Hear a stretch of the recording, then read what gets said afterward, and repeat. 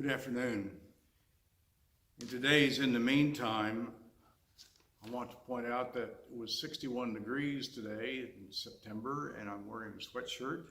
So yes, cooler weather is coming. Thanksgiving is right around the corner, and I want to talk turkey, but not about Thanksgiving. I want to share some things with you about a conflict that I have carried as a priest for 21 years too long. It's a conflict between preaching the radical, disturbing, socially impolite, system-disrupting, polarizing, often misunderstood, and too often misinterpreted message of Jesus versus not being perceived as, quote, political. If I look back over my career, I could blame myself for backing down from the challenge, for sliding into the comfortable white person role of being a priest and not upsetting people. In doing so, I'm sorry to say, I have sold short my black friends, all black people and all white people in the United States. It doesn't feel good to me.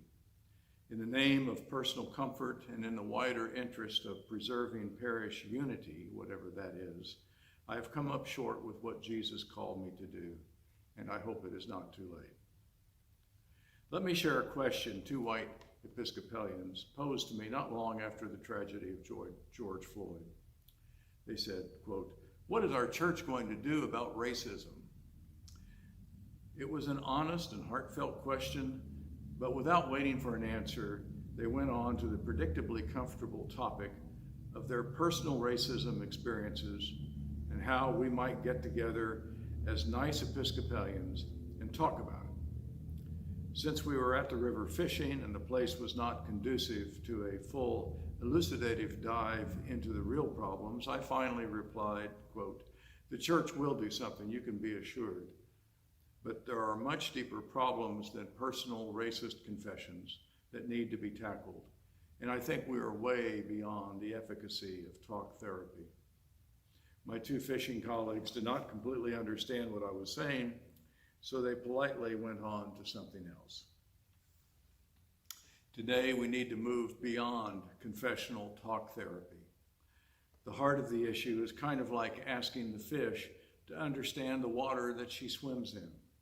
The fish is unaware of the water, just like most white people in North America are unaware of the systems and privileges that benefits only white people. In the post-civil rights era of the 1960s and 70s, we removed the signs that said white and colored from above the water fountains. But we have not removed the systems that benefit white people at the expense of black and brown people. Those systems, laws, policies, behaviors, and attitudes are called systemic racism or structural racism or institutional racism.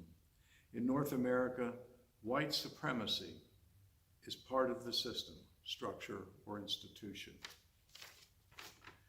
Before going down this road, I want to dismantle the counter-argument. I call it the, quote, outlier dodge. White people will often take the name of a black movie star, athlete, or business person, point to them, or even the President of the United States, a former one, and they'll say, look, so-and-so made it big. Therefore, there is equal opportunity for all black people to be successful. Well, you cannot cherry pick a few examples to prove that equal opportunity exists. Equal opportunity is one of the lies that we need to own and understand. Consider housing. Black people are 50% of the homeless population and 13% of the population. Why?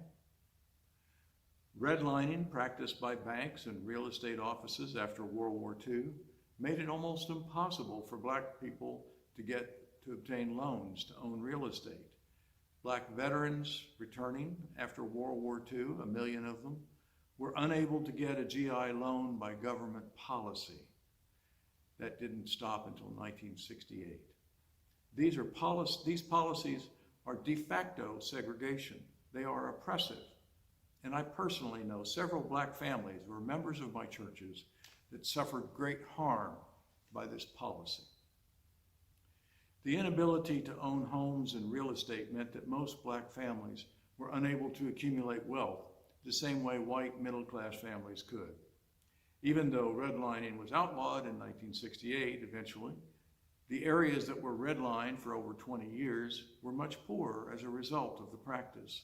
There is a cascade effect of redlining that led to poor neighborhoods, that led to poor public schools and poor public health systems, poor public transportation, all of which created problems and issues of public safety, over policing, and then we get the tragedies of George Floyd. For too many years, we have declared that civil rights laws are, quote, liberal, and that the government should not favor one color of person over another. All this time, white people have benefited enormously by government policies favoring whites over blacks. The issue is not liberal versus conservative, Democrat versus Republican. It is a moral issue. Churchgoers of all kinds have resorted to calling these things partisan or political issues, and therefore making them off limits for clergy or the church. Polite white people don't talk about politics at church. After all, Jesus was spiritual, not political, they say. Well, that's a lie too.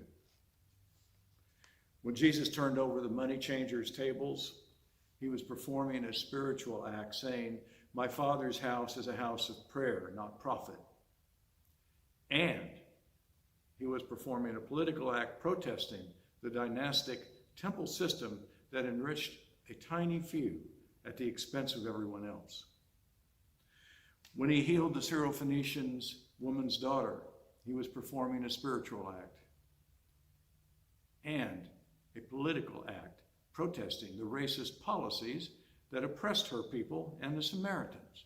In fact, this woman of another tribe or ethnicity changed Jesus, changed his whole ministry. It's time we quit declaring moral issues as political and off limits for the church. It's time we own the fact that white people in North America have benefited from government policies for decades. It's time we join Jesus and the prophets who stood before him, acting for justice. It's time we let justice roll on like a river, righteousness like a never-failing stream. And just how do we let justice roll? Well, the prophet Amos never answered that question directly, nor did Jesus or Martin Luther King. But perhaps we should give it a try. 1, start with the fact that we are all sinners in God's eyes. So before you judge someone else as unworthy for whatever reason, consider that you are not worthy either. 2, practice the golden rule in your own life. And then vote for people who practice the golden rule. 3, do not repay evil for evil. Turn the other cheek. Practice radical forgiveness the same way God forgives you. These 3 things will get you started down the road to justice. Once you get started, the rest will become clear.